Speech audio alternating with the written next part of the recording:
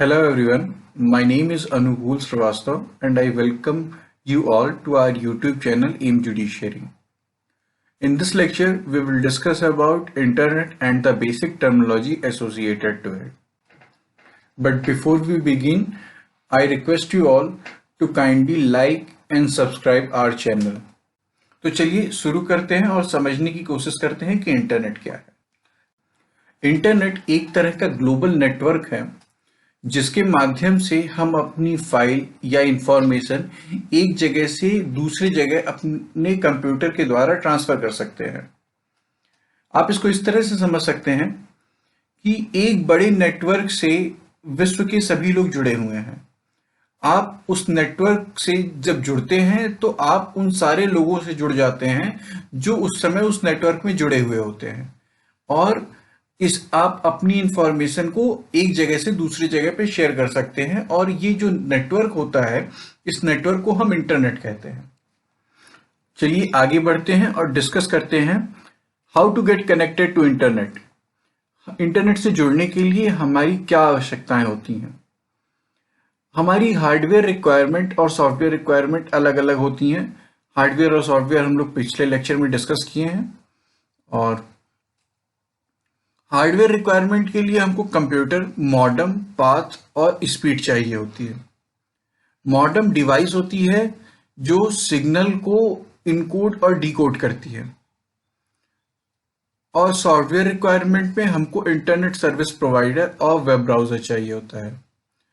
India में कुछ prominent internet service provider के नाम आपने सुने होंगे। कुछ के नाम मैं आपको बतला देता हूं, जैसे Airspace broadband, Bell tele service, Gnet broadband, MTNL broadband etcetera. और चलिए आगे बढ़ते हैं और बात करते हैं वेब ब्राउजर के बारे में।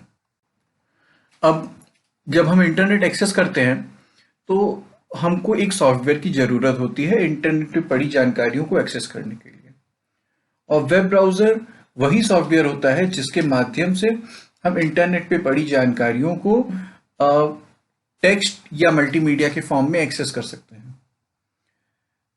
आपने कुछ इंटरनेट ब्राउजर के नाम सुने होंगे और कुछ का आप इस्तेमाल भी करते होंगे, जैसे कि Google Chrome, opera, Mozilla Firefox, internet explorer.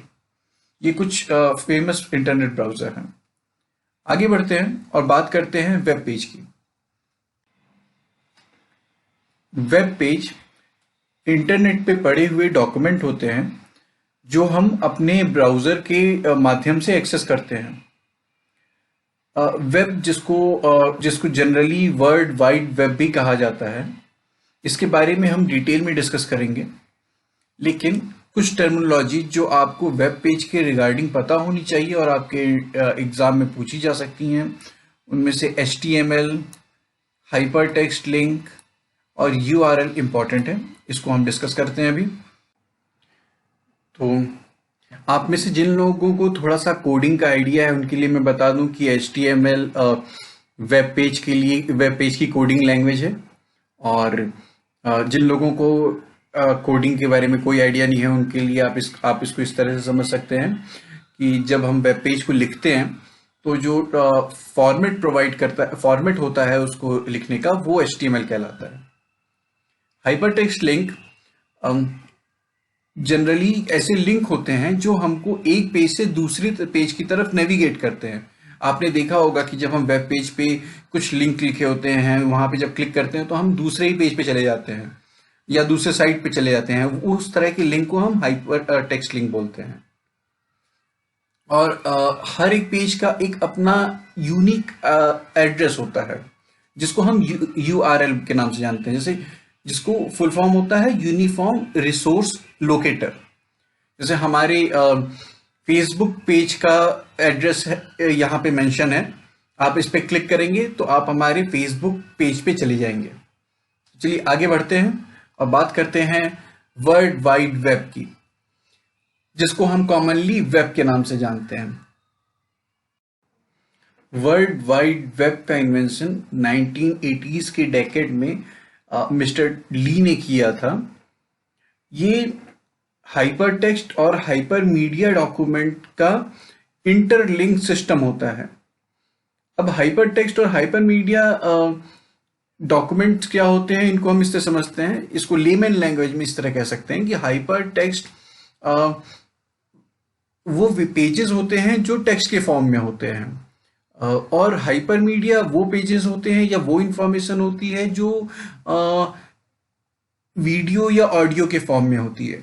तो बेसिकली कहने का ये मतलब है कि वेब इन दोनों का कंबाइंड कलेक्शन है। चलिए अब आगे बढ़ते हैं हम लोग और बात करते हैं कुछ कम्युनिकेशन प्रोटोकॉल की। जहां पे भी कम्युनिकेशन हो रहा होता है इंटरनेट में, वहां पे कुछ सेट ऑफ नॉर्म्स फॉलो होते हैं, और अब हम उनके बारे में बात करते हैं। देखिए, प्रोटोकॉल का बेसिक मतलब होता है गाइडलाइन या रूल, और इंटरनेट पे जब भी हम डेटा ट्रांसफर करते हैं तो हमको कुछ गाइडलाइन या रूल को फॉलो करना पड़ता है, और इन गाइडलाइन या रूल को हम कुछ स्टैंडर्ड नाम से जानते हैं, जैसे कि HTTP। आप इसका एग्जाम्पल अपने वेब ब्राउजर में भी देख सकते हैं। आप जब अपने एड्रेस बार को देखिएगा, वहां पे किसी भी वेबसाइट का URL HTTP के नाम के साथ स्टार्ट होगा। ये इंडिकेट करता है कि हम जो भी वेब पेज यूज करते हैं वहां पे कम्युनिकेशन प्रोटोकॉल HTTP फॉलो हो रहा है। कुछ और प्रोटोकॉल के नाम जैसे IP, FTP, ये सब आपने सुन रखे होंगे। FTP, SMTP, NNTP और बाकी कम्युनिकेशन प्रोटोकॉल अलग अलग मोड ऑफ कम्युनिकेशन में फॉलो होते हैं। चलिए आगे बढ़ते हैं और बात करते हैं ईमेल के लिए। ईमेल का फुल फॉर्म होता है electronic mail. Email is one of the most prominent way of communication over internet. Email में जो प्रोटोकॉल फॉलो होता है उसको हम SMTP के नाम से जानते हैं, जिसका फुल फॉर्म होता है simple mail transfer protocol. Email को सेंड या रिसीव करने के लिए हम जनरली किसी वेबसाइट का यूज करते हैं, जैसे कि Google mail, Yahoo, Hotmail. Google mail को आप लोग जीमेल के नाम से भी जानते होंगे। ये कुछ वेबसाइट्स हैं जो आपसे एग्जाम में पूछी जा सकती हैं। आगे बढ़ते हैं और बात करते हैं सर्च इंजन के बारे में। सर्च इंजन हम सभी अपने डे टू डे लाइफ में किसी भी कीवर्ड को सर्च करने के लिए यूज करते हैं। जनरली आप सभी ने गूगल का इस्तेमाल किया होगा। Google is a type of search engine.